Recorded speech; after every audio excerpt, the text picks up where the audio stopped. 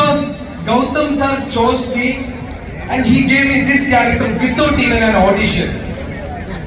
And he took care of me like a star.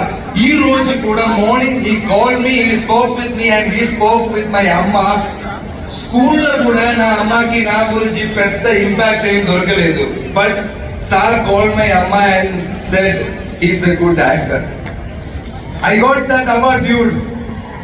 Gautam sir ikkada ledu, so Gautam sir wife akkada undi. Ma'am, wife ma'am, give this story ma'am.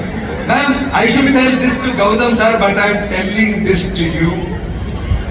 మరిచిపోవడానికి Gautam sir అంటే గుట్ట మీద ఉన్న దేవుడా, నా గుండెల్లో ఉన్న అండవాడు. July 31 movie చూడండి, ముఖ్యంగా నా ఇంట్లోకి క్లాప్ చేయండి. Thank you. Super speech Venkatesh.